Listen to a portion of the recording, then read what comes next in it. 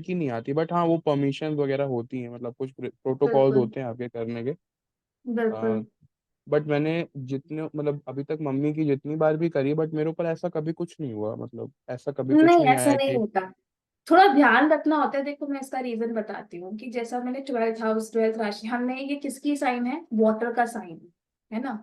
और water sign है, plus इसमें दो मछलियां हैं। Like an energy in the movement, मतलब कि वो चीज जो बाहर से, क्या कहते हैं, फिशेस कैसे आ रही है, वो बाहर से अंदर आ रही है और फिर बाहर जा रही है, फिर वापस सर्कुलर में आ रही है, फिर ऐसे वो मूवमेंट में, वो पता है ऐसा मूवमेंट है ऐसे।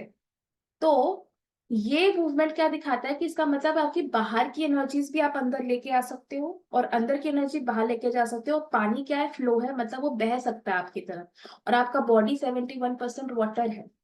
तो क्या होता है कि जब आप किसी की हीलिंग करते हो तो आपके ऊपर उसका एनर्जी आना बिल्कुल होता है। आप कोई रीडर, जब तभी टैरो कार्ड रीडर और हीलर्स जो होते हैं वो बहुत बीमार पड़ते हैं, उनकी हेल्थ फ्लक्चुएशंस होता है। And this I can tell you with my own personal experience कि कितना ज्यादा फ्लक्चुएशन होता है।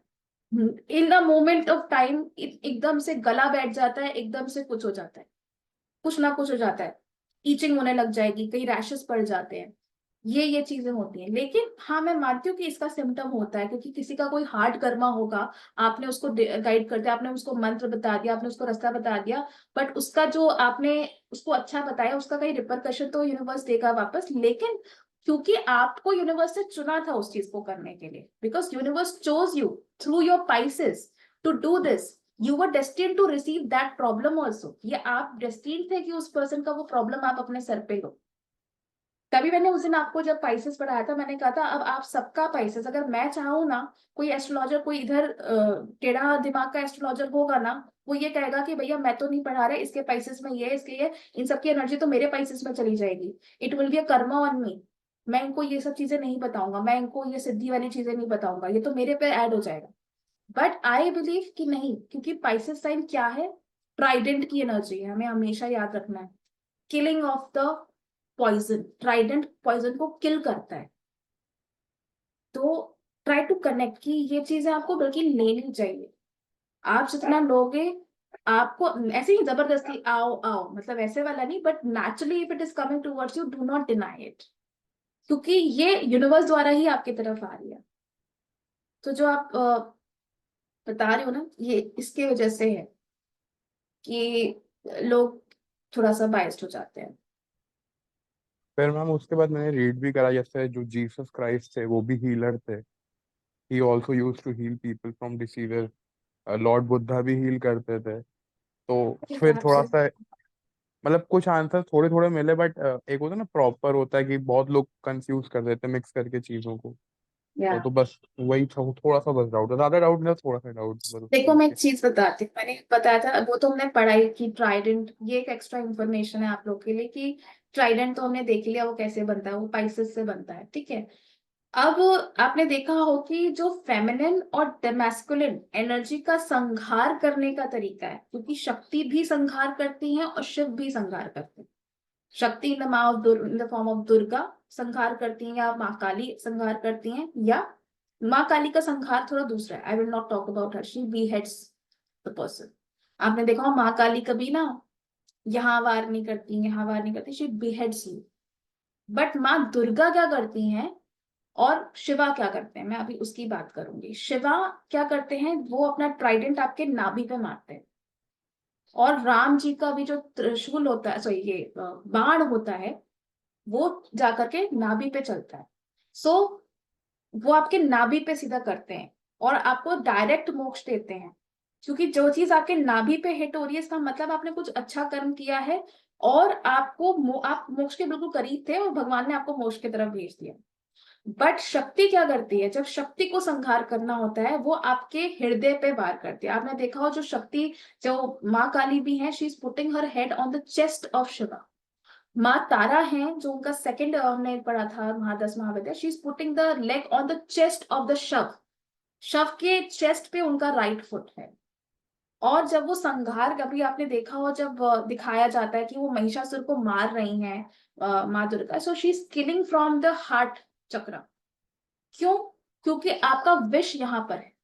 वो पहले आप, वो कहती है कि इसका मतलब पर्सन का पहले विष नहीं जाएगा, वो जितना भी मोक्ष के करीब आ जाए, वो विष से नहीं मुक्त हो पाता है। तो वो पहले आपके विष को खत्म करती हैं, उसके बाद आप मोक्ष की तरफ जाते हैं। तो this is the difference between the संघारिंग, कह सकते हैं कि संघार करने के तरीके को, कि कौन कौन सी शक्ति चूज कर, मास्कुलिन आपको चूज करता है या फेमिनिन आपको चूज करता है। This is coming from Pisces. तो इसलिए क्या होता है कई बार, अब शक्ति का अगर आपका संहार करे तो इसका मतलब विष है, विष भी छुपा हुआ है पाइसेस में कहीं ना कहीं।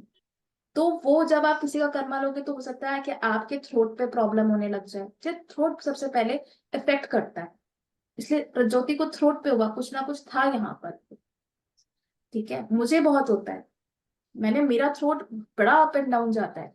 वो क्यों जाता है? क्योंकि एक तो प्लानिटरी वाइज भी है वो चीज, मैंने आपको बताया था, एक तरीके से नहीं बड़े तरीके से बनती है। और फिर जब मेरे साथ कुछ एनर्जी मर्ज हो जाती है ना, कोई हैवी एनर्जी आ जाती है, तो मेरा गला तुरंत जाता है। तो मैंने ना एक्चुअली कहीं पे पढ़ा था कि जो हीलर लोग जो होते हैं ना, उसको मतलब सहदेव की तरह कहा जाता है। वो जो मतलब पता है ना, वो सहदेव को ये वरदान था कि वो लोगों का फ्यूचर देख सकता है। फिर हम्म। कृष्ण जी ने उसको बोला था कि मतलब तू उसी को ही अपना सॉल्यूशन देगा जो तुझे आके पूछेंगे, बाकी तू और किसी को ऐसे ही हेल्प नहीं करेगा। तो या मतलब हीलर जो होता है उसके पास भी जो आते हैं वो उसी को ही मतलब बोलता है, मतलब ऐसे किसी को भी हेल्प नहीं करता। तो मैंने कहीं पे ये पढ़ा था कि सदैव का और हिलर का थोड़ा सा मिलता जुलता आता है उसका ये। मतलब मैं समझी नहीं, किसका किसका लड़का कह रहे हो आप? और सहदेव जी को है ना, सहदेव वो सहदेव। महाभारत सहदेव। अच्छा, नकुल सहदेव जो मतलब हाँ महाभारत नकुल के सहदेव, हाँ कैरेक्टर्स। हाँ अच्छा अच्छा हाँ। अच्छा, ओके उनको ओके। सहदेव जी को ये मतलब ये था, उनको हाँ वरदान दिया हाँ, था कि नकुल आप सहदेव फ्यूचर तो देख सकते। वर, या हाँ लेकिन फिर कृष्णा जी ने उनको बोला था कि जब तक आपको आके कोई पूछेगा नहीं, आप किसी को तब तक सॉल्यूशन आप नहीं नहीं दे। करोगे। हाँ, बिल्कुल। तो हिलर का भी मतलब सेम रहता है। आप ऐसे मतलब हिलर को भी नहीं, सामने से खुद से जाके नहीं नहीं करना ये है, करता। तभी मैंने कहा हाँ कि आप किसी को, जब तो तक मतलब आपके हाँ, दरवाजे पे कोई नहीं आ रहा। तो बिल्कुल। हाँ तो उसको मतलब सहदेव के साथ ये किया गया हुआ है, कंपेयर किया गया हुआ है कि उन लोगों का जो रहता है वो सहदेव से कंपेयर है। क्योंकि जब तक हीलर का भी यही रहता है कि जब तक कोई सामने से प्रॉब्लम के लिए सॉल्यूशन के लिए नहीं आता, हीलर ये नहीं कर सकता, नहीं करता, उसको गाइड नहीं बिल्कुल। कर सकता मतलब। बिल्कुल बिल्कुल, definitely. They also knew astrology, ma'am. Nakul and Sahadev, हाँ वही मैं बोलने जा रही थी कि that Nakul and Sahadev were astrology, they were the Ayurvedic doctors and healers and astrologers, because they were the reincarnation of Ashwini brothers. तो अश्विनी ब्रदर्स के वो री इनकारनेशन थे, और इसीलिए उनको ये वरदान भी था कि they were similar to what Ashwini brothers were. ठीक है। तो नकुल एंड सहदेव, जिनका भी अश्विनी नक्षत्र होता है, उनके लिए नकुल एंड सहदेव वाला चीज अप्लाई करता है, चाहे कोई भी प्लैनेट अगर आपका है उसमें, अश्विनी नक्षत्र में। हाँ, आपका आपका तो जन्म नक्षत्र है ना, मून है आपका अश्विनी नक्षत्र में, तो yes, your energy relates to it तभी, because you know in Nakul and Sahdev new quantum physics, I tell you. तभी तो उनको पता था कि क्या होने वाला है। आप तभी तो फिजिक्स, अगेन मैथमेटिक्स आपकी अच्छी है, आपको पसंद है वो चीज, आता है, नेचुरल आता है। सो वो चीज एग्जैक्टली देखो, आई आई जस्ट मीन टू से कि आप, जो ये पाइसेस साइन है ना, पाइसेस बहुत इंपॉर्टेंट साइन है, मुझे ये बड़ा ही इंटरेस्टिंग साइन लगता है, इसमें सब कुछ है। पाइसेस में बहुत सारे राज छुपे हुए हैं, जबकि ऑकल्ट की राशि स्कॉर्पियो है, उसमें भी बहुत कुछ छुपा हुआ है, but that is more dark, that is more dark. I like Pisces things because that is more releasing, that is more healing. आप रिलीज करते हो उस पे, and releasing is the only thing for which we are taking birth. Trust me, हम बार बार आ रहे हैं, हमें जो मिल रहा है ना लाइफ में, दुख सुख भोग, ये सब रिलीज करने के लिए मिल रहा है। हम दुख होकर दुख को रिलीज करते हैं तो दुखी होते हैं, खुशी को रिलीज करते हैं तो खुश होते हैं, कुछ नहीं रिलीज करते हैं तो कुछ नहीं फील होता। सब इसी से तो आ रहा है। मैम आज एक अच्छी बात और हुई। हाँ जी, बताएं। मैम 13 अप्रैल को हमारा फ्रिज खराब हो गया था, उसका कंप्रेसर खराब हो गया था। ओके। तो मम्मी ने कहा कि उसी दिन फ्रिज ले लेते, तो मुझे कुछ इंट्यूशन था कि मतलब कि आज लेना सही नहीं है, 14th को लेते ज़्यादा बेटर रहेगा। हाँ। तो मम्मी को जल्दी थी लेने की कि नहीं ले लेते हैं फ्रिज। तो अच्छा। उन्होंने मंगवा लिया। ओके। जैसे यूपीआई ट्रांजैक्शन किया, वो हमारी तरफ से सक्सेस हो गया बट वहां पहुंचा ही नहीं। वहाँ पर ओ। ओके। तो उसके बाद फिर घूमते रहे, वो कह रहे हमारे पास नहीं आया। हम उस दिन बैंक भी बंद था सैटरडे संडे को, सेकेंड हम्म सैटरडे था उस दिन। हम्म फिर हम्म। अभी 3-4 दिन से यही चल रहा था। फिर आज जाके वो मेरे अकाउंट में वापस ट्रांसफर हुआ है, ये आज के टाइम तो मीटिंग। है ही। अब मर्क्यूरी रेट्रोग्रेड था ना, तो ट्रांजैक्शंस, ऑनलाइन ट्रांजैक्शंस, ग्लिचेस आना, सब था। कोई बात नहीं, टेम्पररी टाइम पर, कोई दिक्कत नहीं है। वो प्लानिटरी कंडीशन, इसमें कोई बहुत मेजर चीज नहीं थी कि हाँ पता है मर्क्यूरी रेट्रोग्रेड है तो कहीं ना कहीं डिजिटल डिवाइसेस खरीद लेना, फिर उसमें कोई प्रॉब्लम आ जाना, उसी में कोई एरर फाइंड करना, फिर कनेक्शन में दिक्कत आना, ट्रांजैक्शंस में दिक्कत आना, एरर्स हो जाना, ये मर्क्यूरी रेट्रोग्रेड का तकिया कलाम है, समझ लो। जब जब मर्क्यूरी रेट्रोग्रेड होगा तो ये तो ऑटोमेटिक आएगा।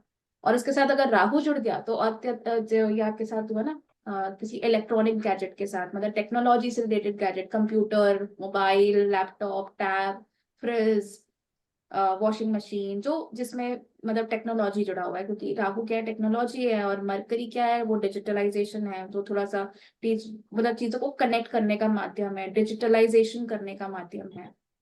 तभी राहु और मरकरी जो कॉम्बिनेशन है वो आजकल का सारा कॉम्बिनेशन है जो हम देख रहे हैं, सोशल मीडिया, मोबाइल्स एंड और सब चीजें। मैं एक्चुअली में बैंक ने कहा था कि 7 डेज लगेगा आने में। एक्चुअली में मंडे तक बोला था आएगा, बट पता नहीं आज आ कैसा जाएगा है। आ जाएगा, उसमें कोई टेंशन वाली बात नहीं है। बेचारे बैंक्स का भी सर्वर बड़ा डाउन चल रहा है, मैं बता रही हूँ। ये नहीं, टाइम बैंक्स के लिए भी हार्ड है। उन्होंने बोला 7 डेज में आएगा, बट आज शाम को ही आ गया, मैं ये बता। ओके, अच्छा, बढ़िया, फिर ठीक है, कोई इशू नहीं। हाँ, मतलब अगर कोई एस्ट्रोलॉजर होता तो उसको पता होता कि भाई मरकरी रेट्रोग्रेड का टाइम है, चलो मैं अवॉइड कर लेता हूँ, मुझे पता है राहु भी साथ में है, लेट्स अवॉइड इट, जब ये खत्म हो जाएगा तब कर लूंगा। और अगर आपने कर भी लिया तो ये तो टेम्पररी है, तो इसका मतलब आपको 5-6 दिन 7 दिन कुछ प्रॉब्लम होगा, फिर वो ठीक हो जाएगा जैसा कि हुआ। और मैम आजकल हर तीसरा बंदा मेरे को शादी के लिए बोल कि अब तुम्हारी एज है शादी की। 7th हाउस में बन रहा है ना डियर, आपका 7th house, house of starting marriage, की। बिल्कुल होगा। मैम वो डे का ये किया उसका, ये थोड़ा बहुत बता देते तो उसका ये अच्छा, क्या। हाँ, आपका कार्ड्स का, चलो थोड़ा सा हम ब्रीफ कर लेते हैं। तो क्या क्या थे पहले, तो मुझे ध्यान नहीं है। प्रज्योति ने भेजा था सबसे पहला। क्या आया था प्रज्योति आपका? आ, मेरा 5th हाउस था, नेपच्यून था, एंड थर्ड का मैं भूल गया, मुझे चेक करना अरे पड़ेगा। हाँ, बड़ा इंटरेस्टिंग आया था, यस यस, ये रहा।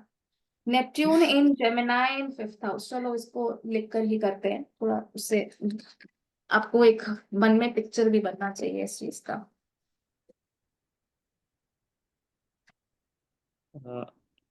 Gemini, correct. In fact I just want to add one thing. या जो डिस्कशन चल रहा था, जो कुशाग्र का क्वेश्चन था कि इतने सारे लोग इतने सारे बोलते हैं, and those confusion taking the karmas of others and all those things. Right. So I want to add one thing over here, जो आपने कहा, मिकिता ने जो कहा। सो हम हम उनको ही हील कर सकते हैं जिनके साथ हमारा कुछ पास्ट कार्मिक डेट है। अगर पास्ट कार्मिक डेट कुछ ऋणानुबंध नहीं रहेगा तो फिर वो हमारे पास नहीं आएंगे। सो राइट। यूजुअली वही कार्मिक डेट को क्लियर करने के लिए ही हम उनको हील करते हैं, एंड वाइल हीलिंग देम या एनर्जी ट्रांसफर होता है तो वी फील डाउन, जैसे आपने या बताया। तो हमारे अंदर एनर्जी में थोड़ा बहुत इधर उधर होता है, बट दैट वाज ऑब्वियस, क्योंकि that is why and that is how we clear the karmic date to get into the liberation part, salvation part. Right. Right. एक कॉम्प्लेक्स क्वेश्चन है ये, बट मैं इसको आपको सिंप्लीफाई करती हूँ कि जैसे हम कुछ सीखते हैं, हम बहुत बार हीलिंग ही सीखते हैं। जैसे कुशाग्र ने जीवू सिंबल्स सीखा, माइंड में होगा कि मुझे मेरी मदर को हील करना है, तो डेफिनेटली कोई रीजन बनता है जब आप किसी हीलिंग में आते हो, किसी हीलिंग प्रोफेशन। आपने कभी किसी हीलर को बिना किसी रीजन के हीलर बना हुआ नहीं देखा होगा, उसकी लाइफ में कुछ सर्टेनली ऐसा मोमेंट हुआ होगा जहां पे उसको लगा होगा कि I need to learn healing to provide something to my loved one, to a loved one only. By, I tell you the reason. हमेशा याद रखें, जब भी पाइसेस की हम हीलिंग की बात करें तो पाइसेस को हमेशा याद रखें, ठीक है? पाइसेस का कौन सा प्लैनेट इसमें एग्जॉल्टेड होता है, बताएं। एनीबडी रिमेम्बर कौन सा प्लैनेट एग्जॉल्टेड होता है?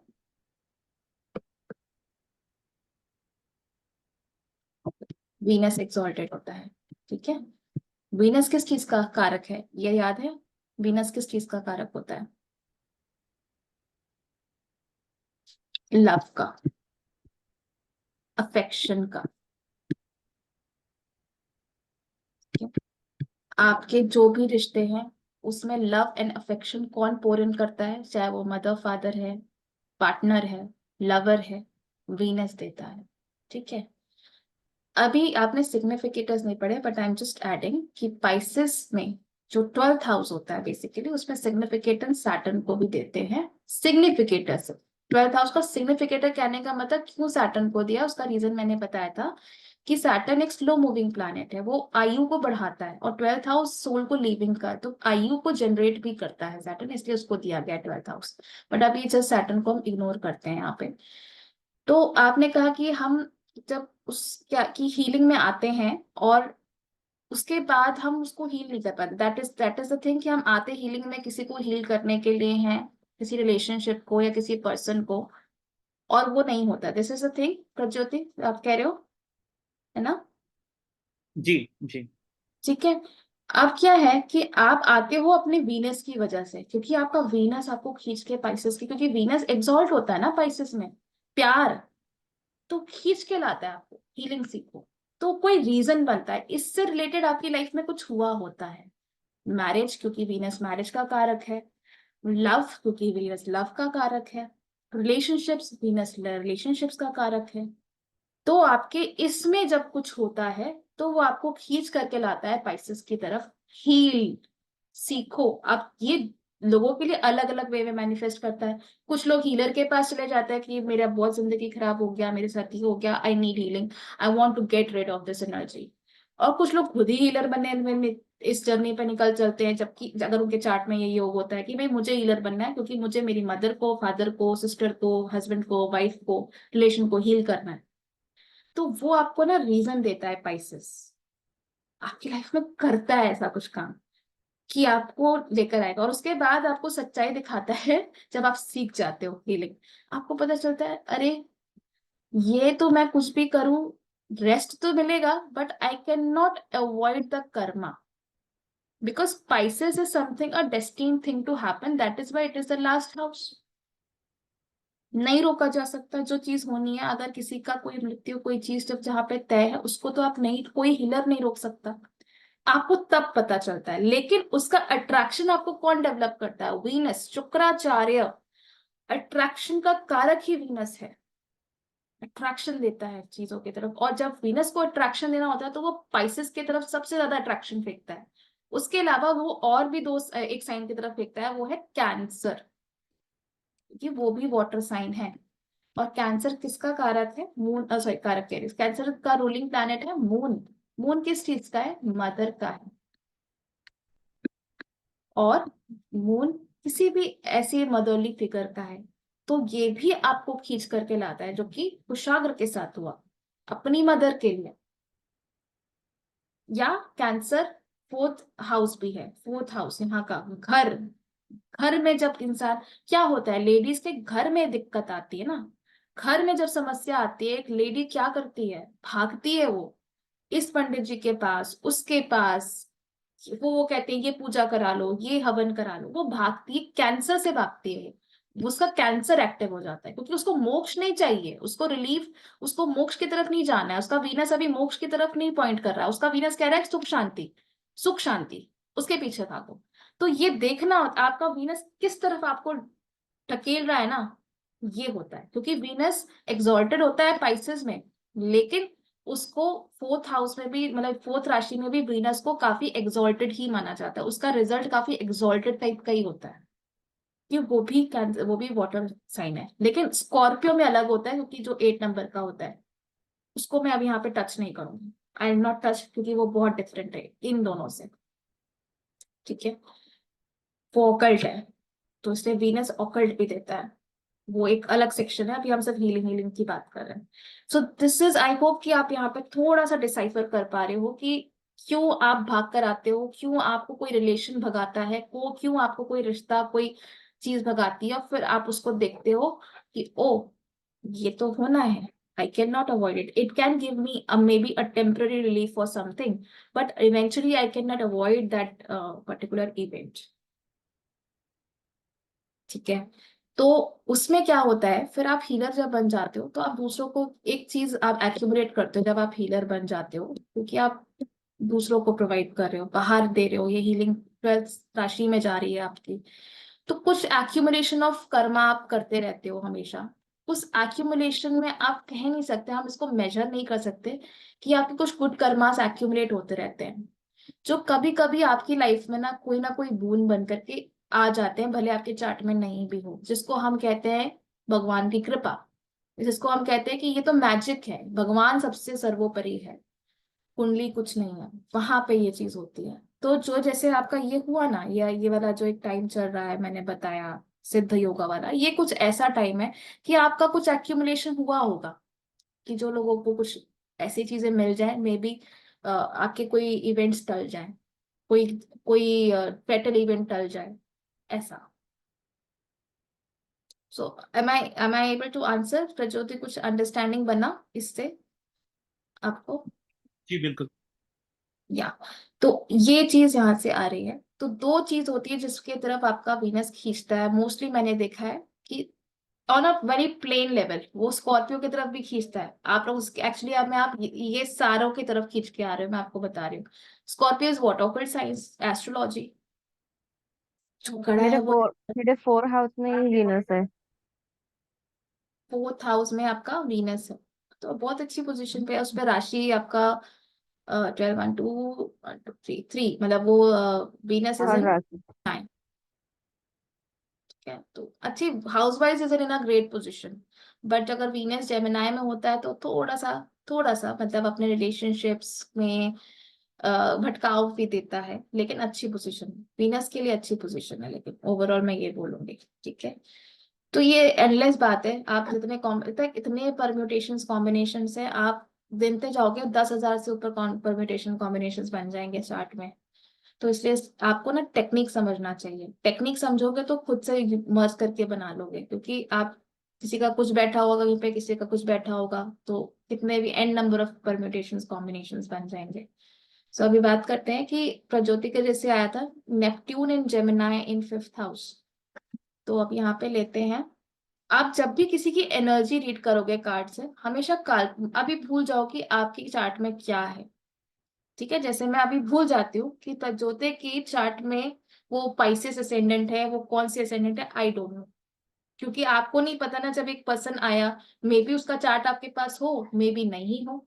तो अभी हम नहीं वाला सिचुएशन मान के चल रहे हैं कि आपको नहीं पता उसका चार्ट क्या है, तो आप उस केस में काल पुरुष कुंडली ही बनाएंगे। अब इन नेपट्यून इन किसमें था? जेमिनाई। ये मैंने नेपट्यून नेपट्यून इन जेमिनाई। एक सेकेंड, मैंने गलत बना दिया, सॉरी सॉरी, मैंने कुछ यहाँ पे गलत चीज किया थी आपको। No no, not this, please delete what I said. आप कोई कुंडली नहीं बनाएंगे, पहले आप कोई कुंडली नहीं, सिर्फ आप एक कुंडली का वो बना लेंगे, जैसे डिजाइन, एक टेम्पलेट। ठीक है, जो मैंने बनाया था, बातों बातों में एक चीज भूल गई। ठीक है, what is this?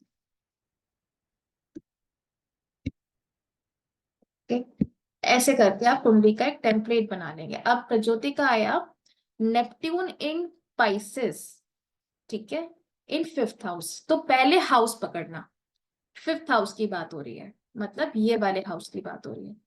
5th house में कौन सी राशि आ रही है? जेमिनाई, मतलब 3 नंबर की राशि। कौन सा प्लैनेट आ रहा है? नेपट्यून। ठीक है, अब इसी से आप आगे बना दो। 3 के बाद क्या आता है? 4 5 6 7 8 9 10 11 12 1 2, बन गया कुंडली। पता चल गया कौन सा असेंडेंट है एज पर द एनर्जी। ये एनर्जी है, ये पर्सन तो कोई भी असेंडेंट हो सकता है, बट जब आपने उसकी रीडिंग निकाली तो उस समय ये एनर्जी वर्क कर रही है उसके लिए, या जिस टाइमलाइन के लिए क्वेश्चन है आगे के लिए, तो ये एनर्जी वर्क करेगी तब। तो उस समय एक्वेरियस का असेंडेंट वर्क करेगा उसके लिए, और Neptune in the fifth house होगा। फिफ्थ हाउस पहले किस चीज का होता है, सबसे पहले हाउस वाइज सोचना। ये हाउस वाइज क्या होता है, फिफ्थ हाउस लव का हाउस है, ग्रेजुएशन का हाउस है, एजुकेशन का हाउस है। तो उस समय क्वेश्चन को समझना होगा आपको कि किस क्वेश्चन के लिए है। तो अभी मैं इसको जनरल देख रही हूँ कि इसका मतलब मैंने ये आपको कार्ड्स ये निकाले कि कार्ड्स आपको इमीडिएटली क्या मैसेज देना चाहते हैं। दैट इज वाई मैंने कहा कि जो भी आपका पहले कार्ड आएंगे ये डेक की अपनी पर्सनल आपको बताने के लिए होगा कि this is what they are fetching as per your current energy.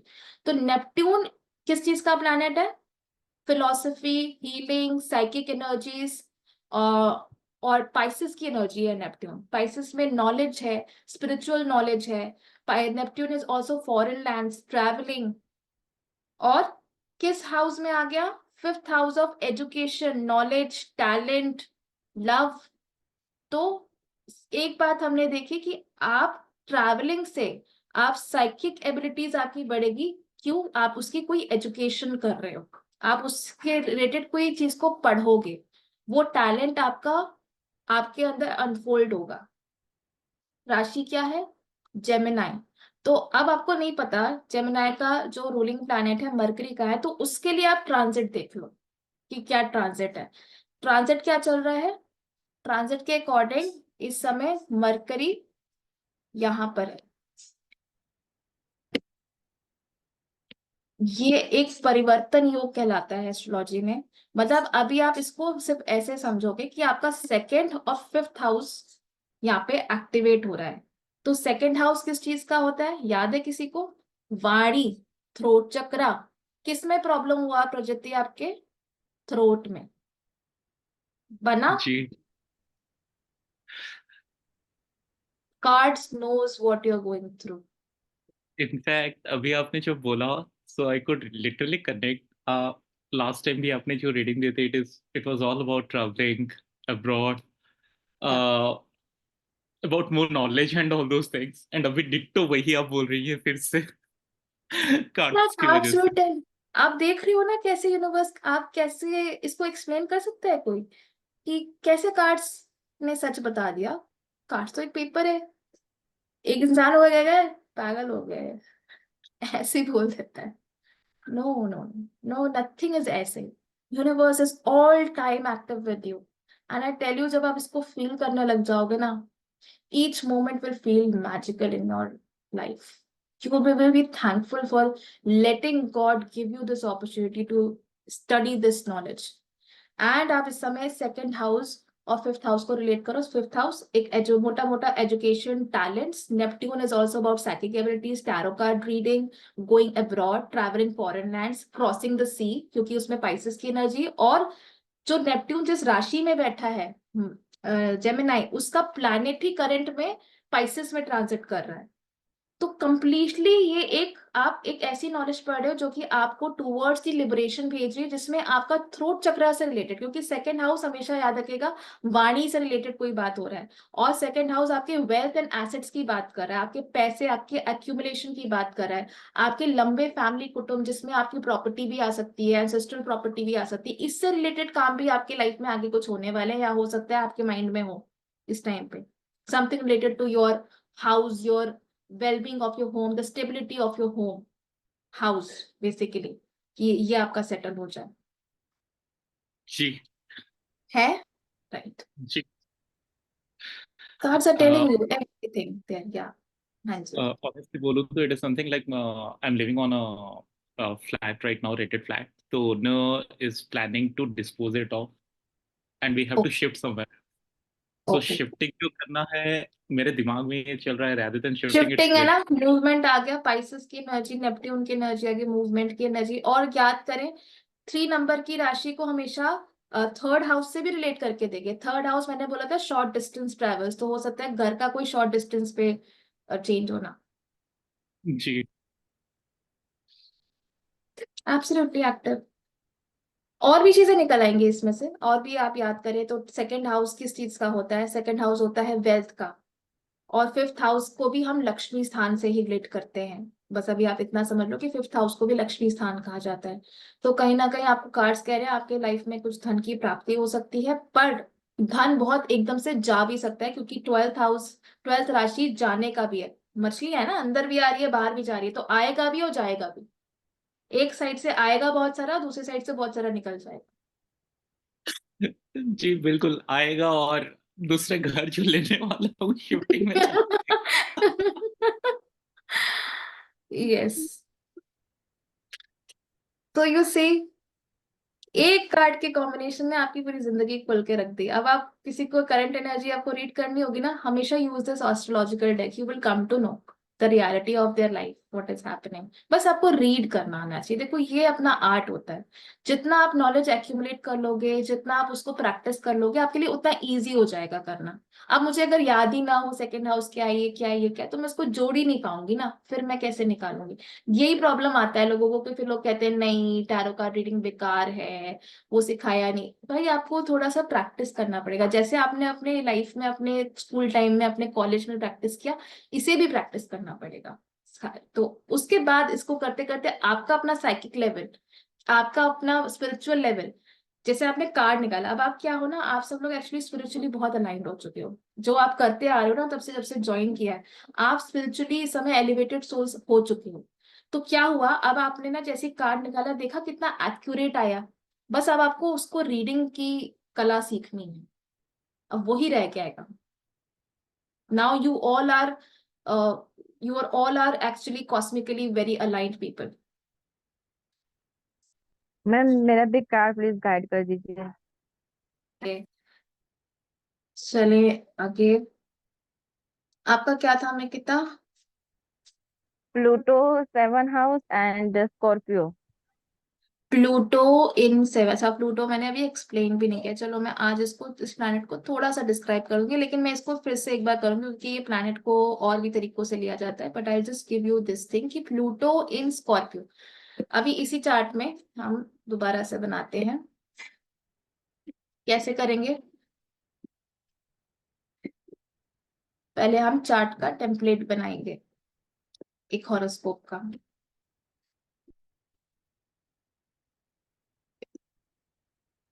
Can't I clean it completely?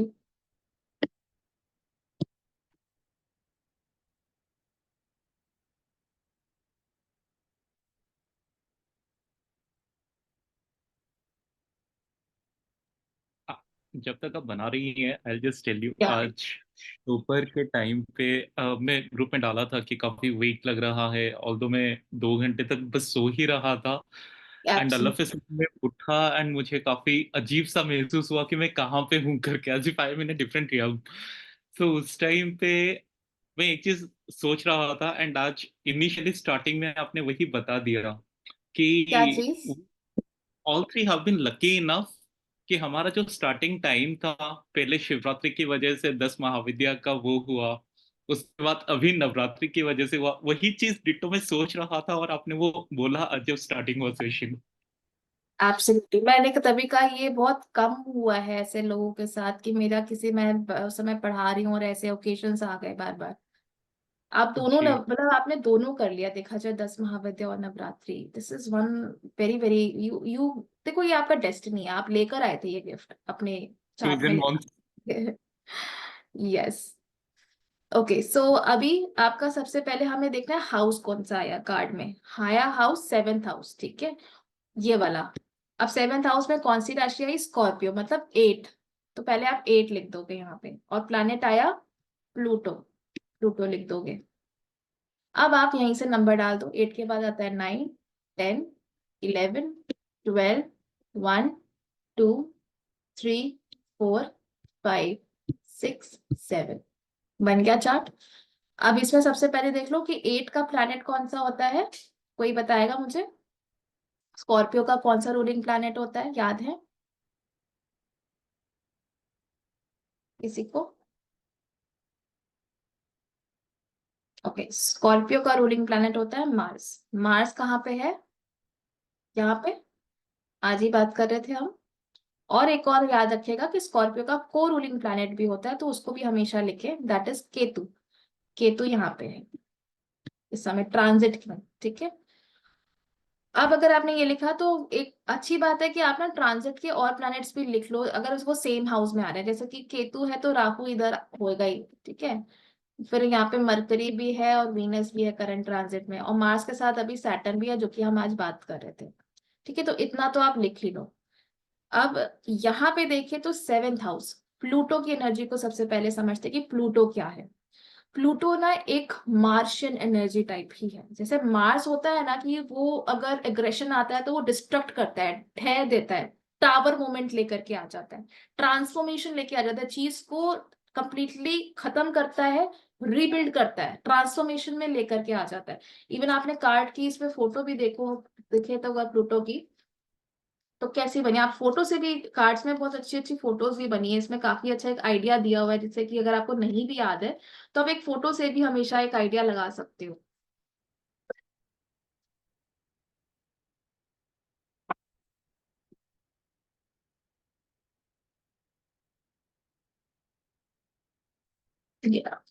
So you can see it is a scorpion energy. यहाँ पे क्या है, फिनिक्स दिख रहा है कार्ड, एक फिनिक्स सी बर्ड राइज हो रही है, और लिखा हुआ your ability to transform and take a big leap forward and rebirth. मतलब कि कोई चीज जो एंड होगी वो दोबारा से राइज होगी, like a Phoenix. It will be like a rebirth energy, transformation, कोई चीज का ढहना, टावर मूवमेंट में आना, एशेस में कन्वर्ट होना, और फिर उसमें से एज अ फिनिक्स राइज करना। और ये किस चीज में हो रहा है, आपके 7th हाउस। 7th हाउस किस चीज का होता है, पार्टनरशिप, रिलेशनशिप्स, मैरिज, ठीक है।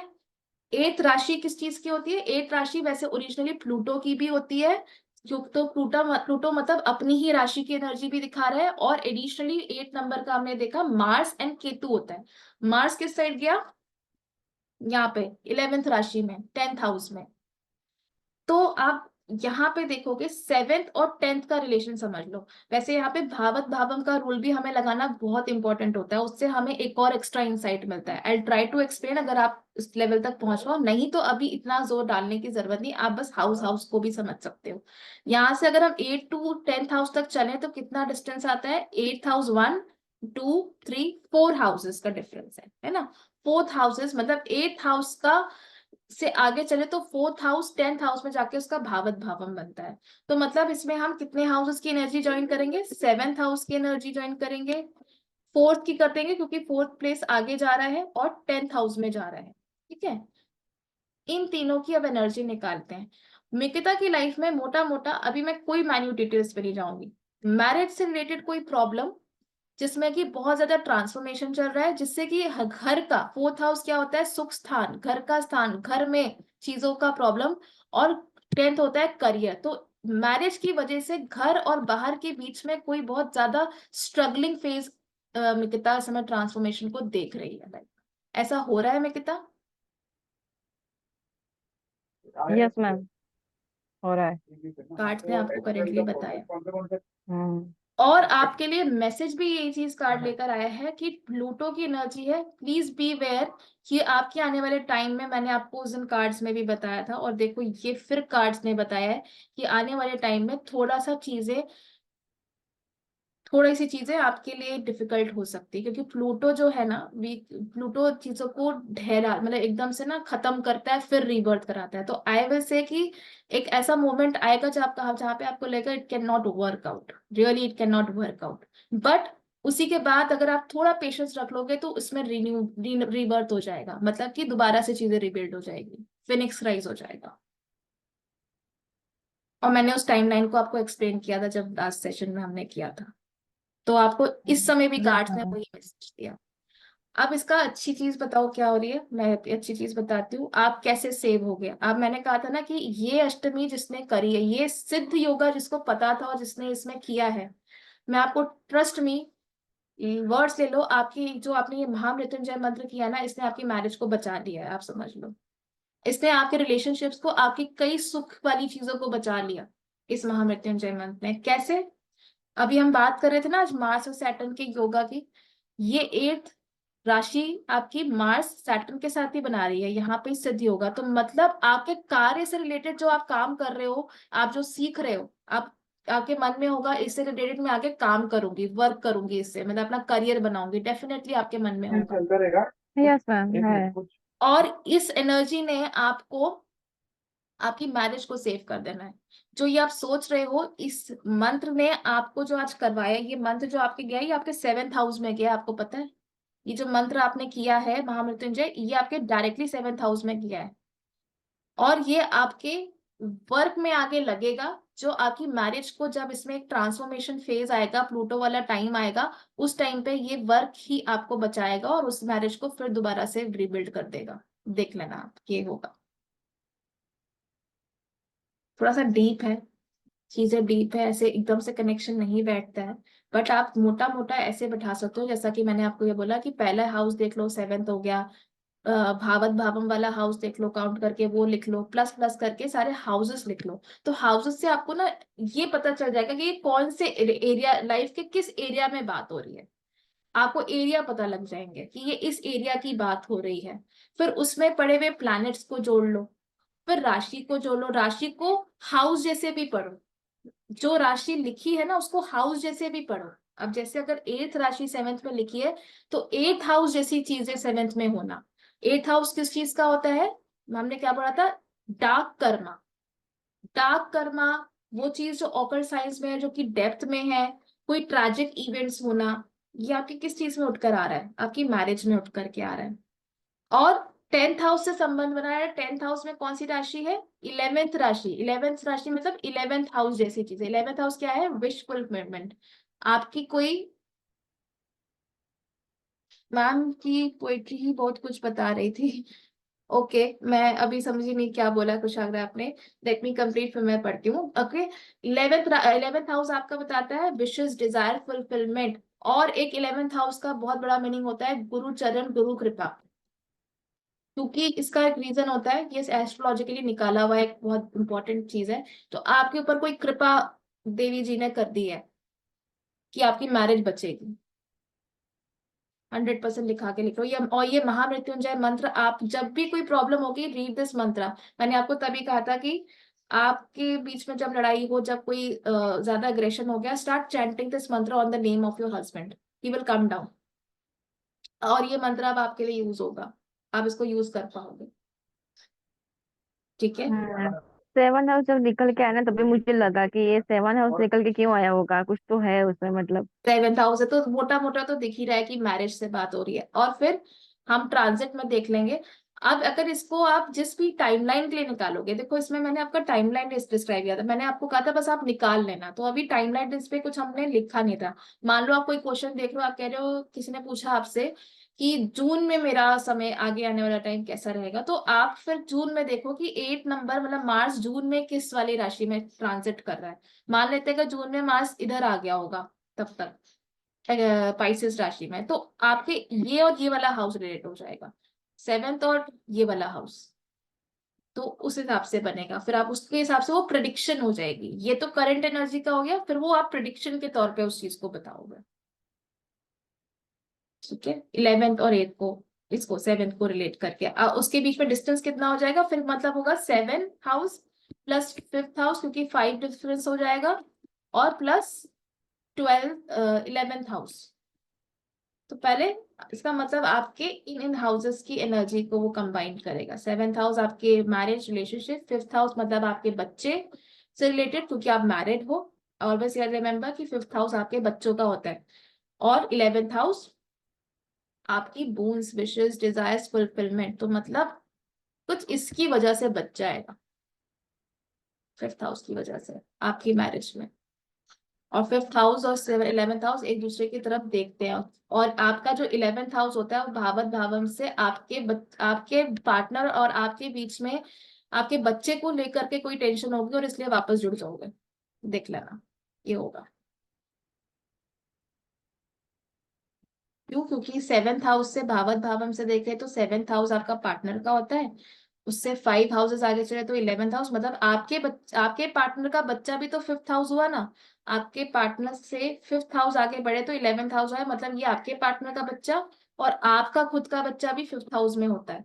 तो मतलब आप दोनों का बच्चा शादी में एक कड़ी जुड़ जाएगी कि दोबारा से कि नहीं, ये इस बच्चे के लिए अच्छा नहीं होगा, let's not take it too far, let's end it here, मतलब let's settle it here, sort करते हैं जो भी है, ठीक है वापस से। और ये यहाँ पे मदर की हम देख रहे हैं, आप मदर हो, सो सबसे पहले ये आपको ट्रिगर करेगा कि नहीं, फादर तो है ना बच्चे का, सारी चीजें देख रहे हैं, तो कुछ ऐसी बातें भी मुझे दिखती है इसमें। बहुत सारे हैं, मैं आपको एक्सप्लेन करूंगी, बहुत सारी हिडन चीजें आप निकाल सकते हो, ठीक है। बट मोटा मोटा कैसे निकालना है, वो ऐसे निकालना है। सेवेंथ, आपको हाउसेस जोड़ लेना है। जो सबसे पहले हाउस का है, सेवेंथ हाउस है, तो पहले उसको लिख लो। फिर सेवेंथ हाउस में जो राशि आई है उसका, जिस टाइमलाइन का देख रहे हो उसका ट्रांजिटिंग प्लैनेट किस राशि में गया, वहां पे उसको लिख दो, उस हाउस को जोड़ लो। फिर उसके बीच का जो डिफरेंस हुआ भावत भावम से, उसको जोड़ लो। तो आपको ये तीन जोड़ करके समझ आ जाएगा कि किस बारे में बात हो रही है, किस बारे में यूनिवर्स आपको बताने की कोशिश कर रहा है, ठीक है। मोटा मोटा क्लियर है, समझ आ रहा है थोड़ा बहुत? Yes ma'am, thank you. Yes. लेकिन एक चीज, हाँ आप सिद्धि प्राप्त कर रहे हो, एक चीज मुझे आपको यहाँ पे बहुत स्ट्रांग दिख रही है मैं किताब, आपको इस सिद्धि की प्राप्ति कर रहे हो, क्योंकि मार्स से सैटर्न आपका एक्टिव हुआ है। और ये सिद्धि आपके करियर में आगे आपको बहुत बड़ा, करियर और पर्सनल लाइफ रिलेशनशिप में आपको कोई बोन प्रदान कर रही है। ये आपके लिए मैसेज है करंट यूनिवर्स का, और आप कर रहे हो, ठीक है। ठीक है, थैंक यू। ठीक है। और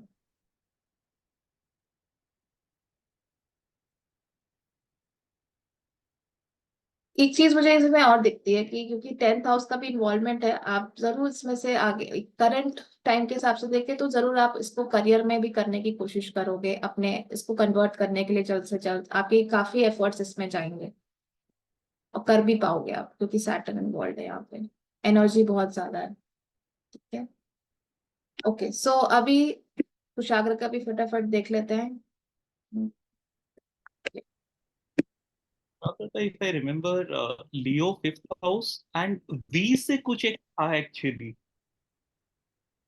वेस्ता की एनर्जी, करेक्ट, हाँ। ओ वेस्टा की। कुशाग्र हम आपका नेक्स्ट क्लास करें, मुझे बहुत इंटरेस्टिंग लगता है Vesta, it will take time to describe. Next class करें क्या, क्योंकि मुझे याद नहीं था वेस्टा की है, लेकिन एक ओके। ओवरऑल फॉर्म है। आई थिंक फिफ्थ हाउस था आपका भी, राइट?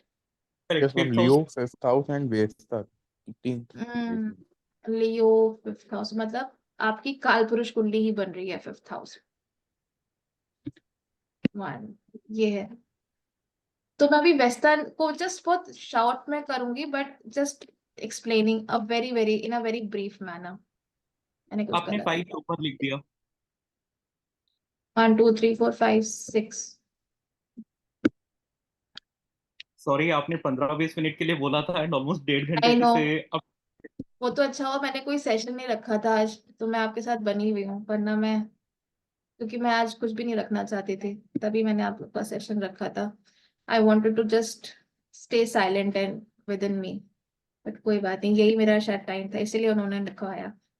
हाँ, and it is more like आज स्कूल की टाइम याद आ गया, जैसे टीचर बोलते थे आज मैम कुछ क्लास बस थी। मैं एक्चुअली, पता है यार, देखो मैं एक सच बताऊं ना आप लोगों को, मैं टीचर ही हूँ, मैंने लाइफ में 4 साल टीचिंग करी है स्कूल में। तो मेरा आदत है, मैं, मेरे बच्चे ऐसे ही कहते थे, मैम आप कहते हो 20 मिनट और उसके बाद 2 घंटे बाद छोड़ते हो, तो वो तो बेचारे बच्चे होते थे।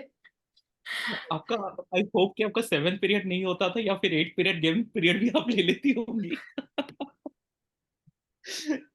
मैं मजे भी दिलाती थी, ऐसी बात नहीं है, आई क्योंकि because I was also dance teacher, तो उनको 30 मिनट्स 40 मिनट्स डांस भी करवाती थी, फिर मैथ्स के सोल्यूशन से सोल्यूशन प्राइमरी के लिए करवाती थी, सब चीजें चलती थी। बेचारे मजे करते थे, ऐसी बात नहीं है। हाँ बच्चे, बेचारे बच्चे कहते हैं मैं बस 20 मिनट बोला और 2 घंटे हो गए, ये वाला हाल जरूर रहता था। जी, and I am pretty sure कि वो एंजॉय करते होंगे सब। Yes, absolutely right. सो अभी यहाँ पे आते हैं, वही यहाँ पे आ गया हमारा फिफ्थ हाउस में आपका वेस्टा जी। एनर्जी है, ठीक है। और फिफ्थ हाउस का प्लैनेट होता है सन, सन इस समय करेंटली देखेंगे तो एरीज में जा चुका है, ठीक है। अब आपका फर्स्ट और फिफ्थ का बन रहा है, तो हम पहले हाउस वाइज इसको सॉर्ट कर लेते हैं। तो फिफ्थ की एनर्जी आई पहले, और अगर का से सॉरी भावत भावन से देखे तो one house 2 3 4 5 6 7 8 9 plus 9th house और प्लस फर्स्ट हाउस में क्या इसकी एनर्जी आई 159 बन गया, मतलब कि फायर राशियां नहीं बन गई हैं। 159 फर्स्ट हाउस एरीज होता है, फर्स्ट हाउस का, इसका लियो होता है, इसका सैजिटेरियस बन गया ना, फायर फायर साइंस और फायर राशि वॉट एवर यू कॉल धर्मा। अब फर्स्ट हाउस क्या है, इंसान स्वयं। अभी मैं वेस्टा को नहीं टच कर रही, मैं उसको नेक्स्ट क्लास ही बताऊंगी, बस मैं हाउस वाइज से इसको एक्सप्लेन कर दूंगी। फर्स्ट हाउस आप स्वयं, fifth house education, ninth house higher education guru, दूसरे लैंड का गुरु भी। वेस्टा एनर्जी नन की एनर्जी होती है, वेस्टा एनर्जी नन की भी होती है, वेस्टा एनर्जी अपने में प्यूरिफिकेशन की भी होती है, इसको समझ लें थोड़ी 2 3 चीजें।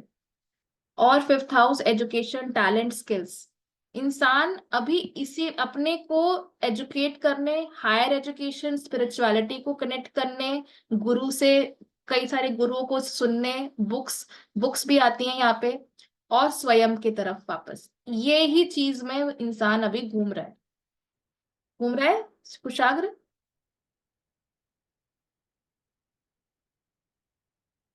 यहाँ से यहाँ, यहाँ से यहाँ, यहाँ से यहाँ, ठीक है। और किसकी एनर्जी के साथ, वेस्टा की एनर्जी के साथ। सन क्या दिखाता है, डायरेक्शनल फोर्स, हमेशा समझिए कि सन लाइट है, डायरेक्शन है। तो डायरेक्शन किस तरफ है, मैं अपने आप को एनलाइटेंड कर दूं, क्योंकि ये फर्स्ट हाफ स्वयं है, अपने को दिशा दिखाऊं, अपने का टॉर्च बन जाऊं, ताकि मैं देख सकूं कि आगे क्या है, मैं ये चीज का चक्र फॉलो करता हूं। और यही आपके लिए मैसेज है, the universe wants you to read these things, come across the education of these dharma studies. आप हो सकता है डिफरेंट रिलीजन्स पे भी जा रहे हो, रिलीजन्स क्यों, क्योंकि नाइन्थ हाउस भी रिलीजन का हाउस होता है, तो डिफरेंट रिलीजन्स कल्चर्स की चीजों को पढ़ना, और उसके थ्रू मर्ज करके आपको सन की एनर्जी मिल रही है, सन मतलब दिशा, अपने को आगे बढ़ाने की। और यही आपके लिए मैसेज है कि यही आपके साथ आगे बढ़ने वाला है। बल्कि जब सन नेक्स्ट में भी आ जाएगा, जब सन टॉरस में आ जाएगा, तब हो सकता है कि आप कुछ ऐसे स्पिरिचुअल गुरु से मिलो जिनके साथ आपके कुछ अच्छे ज्ञानवर्धक बातें भी शेयर हो जाए। नया भी पसंद हो सकता है, कोई पुराना भी हो सकता है।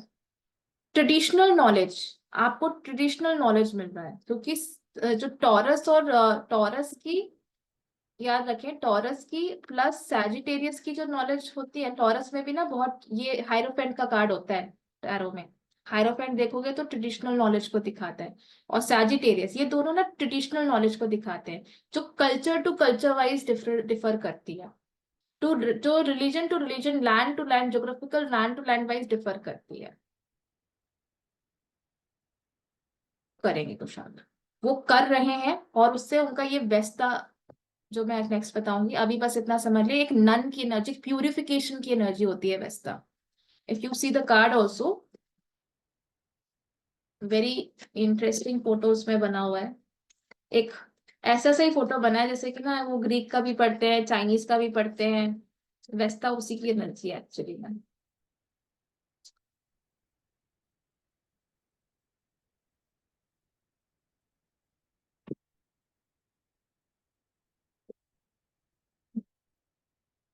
It's a white, the god is within your secret spiritual centre and quiet dignity. एक वाइट कलर के क्लोथ पे नंसी energy, purification, white colour is the colour of, जो भी कभी व्हाइट कलर पहनता है इसका मतलब वो अपने प्यूरिफिकेशन पे है, वो डिवाइनली एंड हेवनली बॉडीज के साथ ज्यादा कनेक्टेड, बिकॉज सन की लाइट क्या है, व्हाइट है, Vesta and sun very interrelated, ठीक है। सो ये आपके लिए मोटा मोटा बन के आ रहा है, बाकी जब वेस्टा पढ़ेंगे तो मैं इस कार्ड्स में कुछ 2 3 कार्ड्स ऐसे हैं जो कि आपके नॉर्मल ट्रेडिशनल इस वैदिक एस्ट्रोलॉजी में नहीं इंक्लूडेड है, वो मैं आपको अलग से बताऊंगी, ठीक है। सो